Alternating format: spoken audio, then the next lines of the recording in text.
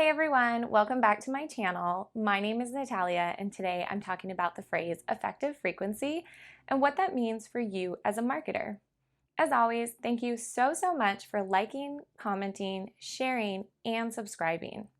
So, effective frequency describes how often a customer has to hear or see a message before they act on it. This term comes from the early days of advertising, but the concept has been studied since the late 1800s when Hermann Ebbinghaus, hope I pronounced that right, was conducting research on the higher mental process and learning curves, and when Thomas Smith wrote a guide called Successful Advertising. He described how powerful repetition is in influencing decisions and how repetition can influence buyer behavior.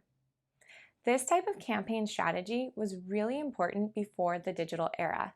To help you get an understanding of why, let's take a step back in time and think about the days before the internet, if we can. Imagine you're driving down the road and you see a billboard advertising a product. Then later that day, you might be at the doctor's office and see a magazine with an ad highlighting that same product. Given we didn't have smartphones to take notes or Pinterest to save the ad, we had to rely a lot more on our memory. How were people supposed to remember the products and brands from ads they saw throughout the day? To get customers aware, engaged, and ready to purchase a product, brands needed a lot more repetition and placements on different advertising channels. That was the only way to stay at the forefront of customers' minds. Customers needed to see these ads and offers multiple times and in multiple places so they could remember the brand and eventually buy the product. Effective frequency today.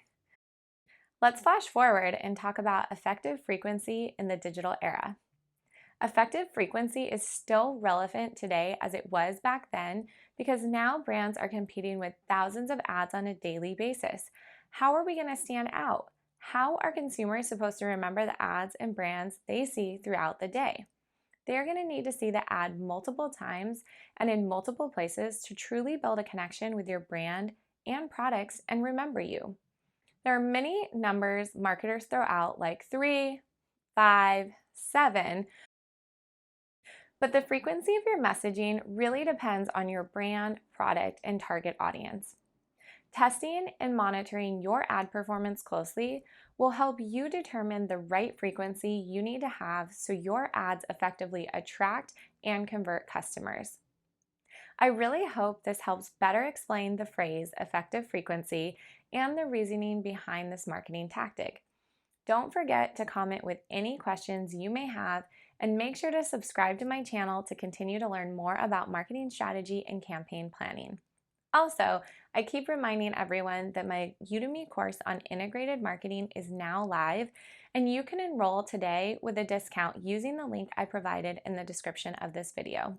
Thanks so much for watching. See you next time.